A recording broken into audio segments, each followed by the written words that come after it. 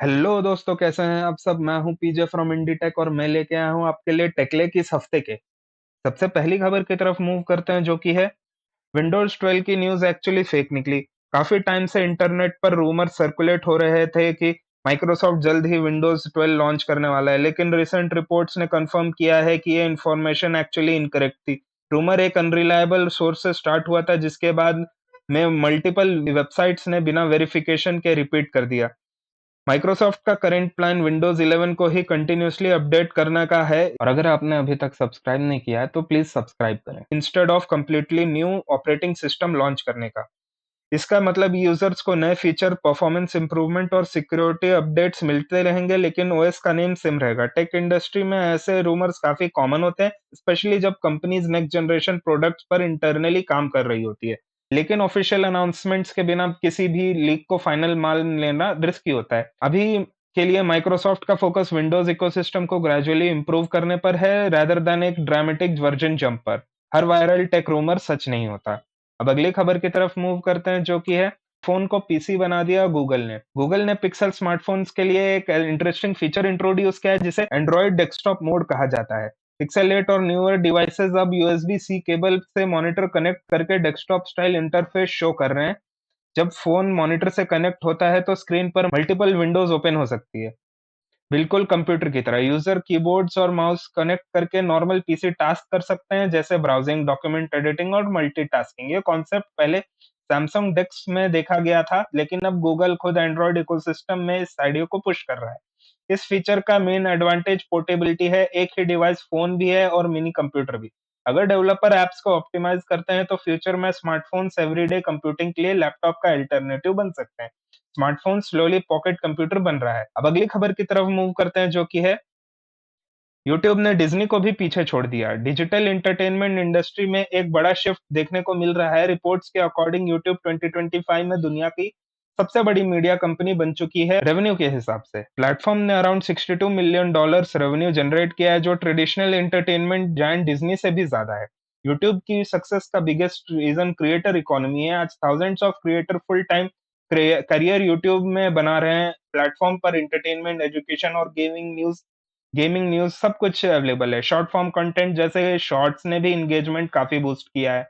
India में YouTube का influence huge है, जहाँ पे मिलियंस ऑफ लोग डेली वीडियोस देखते हैं और नए क्रिएटर कॉन्स्टेंटली प्लेटफॉर्म ज्वाइन कर रहे हैं। ये ट्रेंड क्लियरली शो कर रहा है कि ट्रेडिशनल टीवी और मीडिया स्लोली डिजिटल प्लेटफॉर्म से रिप्लेस हो रहे हैं। फ्यूचर एंटरटेनमेंट क्रिएटर्स के हाथ में है।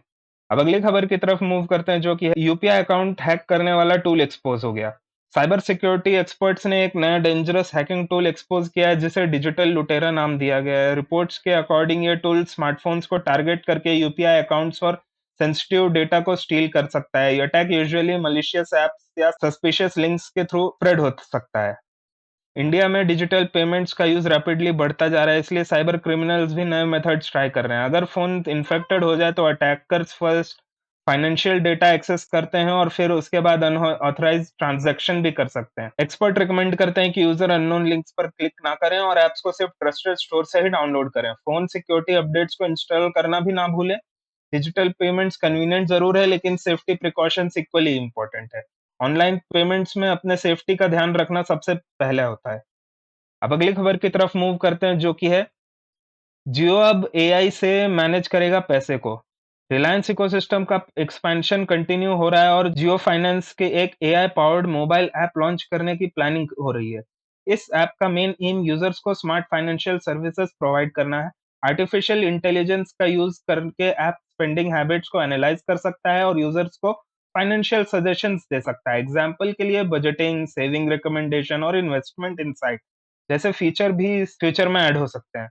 इंडिया में फिनटेक सेक्टर ऑलरेडी काफी कम्पिटेटिव है, जहाँ पे पेटीएम, फोन पे और गूगल पे जैसे प्लेयर्स एक्टिव है। जियो का एडवांटेज उसका मैसिव यूजर बेस है, जो टेलीकॉम और डिजिटल सर्विस के थ्रू ऑलरेडी कनेक्टेड है। अगर एआई बेस्ड फाइनेंस टूल्स को प्रॉपरली इंप्लीमेंट किया जाए, यूजर्स का पर्सनल फाइनेंस मैनेज करना काफी इजी हो सकता है। लेकिन एक्सपर्ट्स ये भी वार्न कर रहे हैं कि फाइनेंशियल एप्स में डेटा सिक्योरिटी और प्राइवेसी का ध्यान रखना इक्वली इंपॉर्टेंट है। एआई अब बैंकिंग और फाइनेंसिंग में भी आपकी बहुत मदद कर सकता है। अब अगली खबर की तरफ मूव करते हैं, जो कि है Xiaomi का 200 मेगापिक्सल कैमरा फ्लैगशिप इंडिया में लॉन्च हो गया। स्मार्टफ़ोन कैमरा रेस अब और भी इंटेंस होने वाली है। Xiaomi ने इंडिया में अपना फ्लैगशिप Xiaomi 17 अल्ट्रा लॉन्च कर दिया है, जिसमें 200 मेगापिक्सल कैमरा सेंसर दिया गया है। ये डिवाइस लेटेस्ट स्नैपड्रैगन 8 जेन 5 प्रोसेसर पर रन करता है, जो हाई परफॉर्मेंस और गेमिंग कैपेबिलिटी के लिए डिज़ाइन किया गया है। फ्लैगशिप फ़ोन्स में अब कंपनी सिर्फ परफॉर्मेंस ही नहीं बल्कि फ़ोटोग्राफ़ी पर भी हेवीली फ़ोकस कर रही है। 200 मेगापिक्सल का मेन एडवांटेज ये है कि फ़ोटोज़ में ज़्यादा डिटेल कैप्चर होती है और ज़ूम क्वालिटी भी इम्प्रूव होती है। Xiaomi का एम है प्रीमियम स्मार्टफ़ोन सेगमेंट में सैमसंग और एप्पल जैसी कंपनी को कॉम्पिटिशन देना। रिपोर्ट्स के अकॉर्डिंग सीरीज़ की प्राइस भी अब हाई कैटेगरी में हो सकती है। इंडिया में प्रीमियम स्मार्टफ़ोन्स की डिमांड स्टेडीली बढ़ रही है, इसके लिए ब्रांड हाई एंड डिवाइसेज़ पर फ़ोकस करना ज़्यादा प्रेफ़र कर रहे हैं। कैमरा वॉर स्मार्टफ़ोन्स में अब और भी इंटेंस होगी। अब अगली खबर की तरफ मूव करते हैं जो कि है नथिंग फ़ोन 4A लॉन्च होने के बाद ही 3A की प्राइस गिर गई। नथिंग ने रिसेंटली अपना नथिंग फ़ोन 4A सीरीज़ को लॉन्च किया और इसके तुरंत बाद कंपनी ने older model nothing phone 3A पर पर बहुत बड़ा ड्रॉप देखने को मिल रहा है। जब ये फ़ोन लॉन्च हुआ था तब इसकी प्राइस 25,000 थी, लेकिन अब ऑनलाइन प्लेटफ़ॉर्म्स पर डिस्काउंट और बैंक ऑफर्स के बाद इसकी इफ़ेक्टिव प्राइस काफ़ी कम हो गई है। इसका मतलब है कि अब यूज़र्स को same phone much lower price में मिल सकता है। स्मार्टफ़ोन इंडस्ट्री में ये स्ट्रैटेजी काफ़ी कॉमन है, जब भी कंपनी नया फ़ोन लॉन्च करती है तो पुराने मॉडल की प्राइस रिड्यूस कर दी जाती है ताकि इन्वेंटरी क्लियर हो सके और बजट बायर्स को अट्रैक्ट कर सके। नथिंग फ़ोन 4A सीरीज़ की स्टार्टिंग प्राइस अराउंड 32,000 है, इसलिए 3A automatically mid range budget segment में शिफ्ट हो जाता है। स्पेसिफ़िकेशन की बात करें तो फ़ोन 3A काफ़ी स्ट्रॉन्ग डिवाइस है, इसमें smooth AMOLED display, decent battery life और नथिंग का यूनिक ट्रांसपेरेंट डिज़ाइन मिलता है जो कि ब्रांड की आइडेंटिटी बन चुका है। अगर कोई यूज़र नथिंग एक्सपीरियंस ट्राई करना चाहता है तो बिना ज़्यादा पैसा खर्च किए ये प्राइस ड्रॉप का एक बहुत बढ़िया अपॉर्च्युनिटी उठा सकता है। अगर बजट टाइट है तो नथिंग फ़ोन 3A एक परफेक्ट डील है। अब अगली खबर की तरफ मूव करते हैं जो कि है एप्पल के नए M5 चिप्स परफॉर्मेंस बेंचमार्क में बहुत बढ़िया जंप दिखा है। एप्पल ने अपकमिंग मैकबुक प्रो और मैकबुक एयर मॉडल्स में आने वाले M5 प्रो और M5 मैक के बेंचमार्क रिजल्ट्स को अब सामने ला दिया है और परफॉर्मेंस नंबर्स काफ़ी स्ट्रॉन्ग दिख रहे हैं। रिपोर्ट्स के अकॉर्डिंग गीक बेंच टेस्टिंग में M5 मैक्स चिप ने अराउंड 29,000 के आसपास मल्टी कोर स्कोर अचीव किया, जो previous generation M series processors के हिसाब से नोटिसेबल इंप्रूवमेंट दिखा रहा है। कंपैरिजन करें तो ये चिप M4 मैक्स से रफली 10-15% तक फास्टर परफॉर्म करता हुआ दिख रहा है। इसका मतलब ये है कि एप्पल अपनी सिलिकॉन लाइनअप में हर जनरेशन के साथ एक ग्रेजुअल लेकिन मीनिंगफुल परफॉर्मेंस बूस्ट भी दे रहा है। ग्राफिक्स परफॉर्मेंस भी इम्प्रूव हुई है, जो specially video editing, 3D rendering और एआई वर्कलोड जैसे हेवी टास्क के लिए यूजफुल होगी। ये अपग्रेड्स प्रोफेशनल्स के लिए इंपॉर्टेंट होते हैं जो मैकबुक को क्रिएटिव वर्क के लिए यूज करते हैं। साथ ही बेस M5 चिप वाले मैकबुक एयर मॉडल्स भी परफॉर्मेंस में अच्छा जंप दिखा रहे हैं। ओवरऑल एप्पल का फोकस क्लियरली पावर एफिशिएंसी और परफॉर्मेंस को बैलेंस करने पर है। एप्पल के नए मैकबुक्स परफॉर्मेंस रेस में अब एक और स्टेप आगे लिए हैं।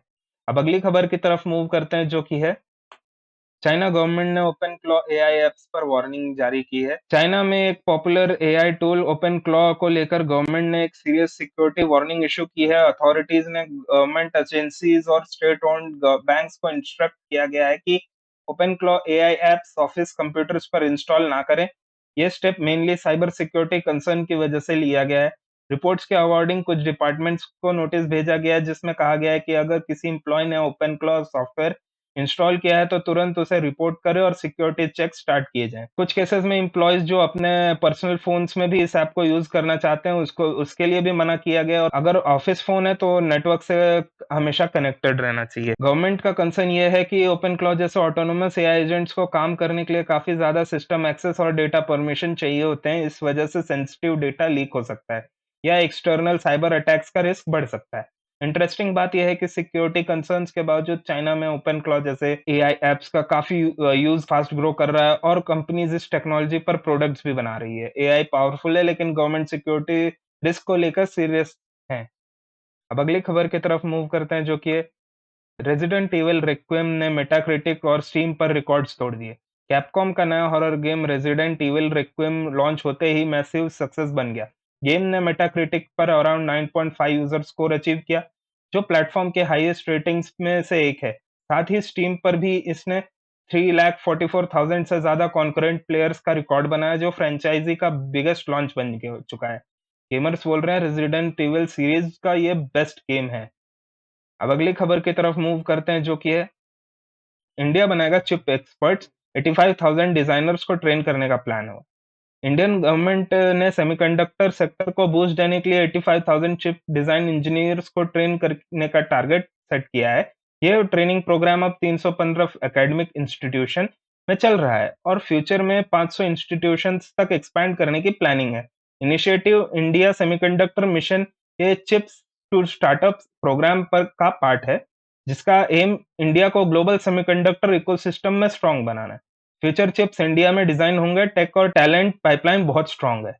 अब अगली खबर की तरफ मूव करते हैं जो कि है Vivo T5X इंडिया में लॉन्च हुआ, ह्यूज बैटरी और पावरफुल चिपसेट कंफर्म हुआ है।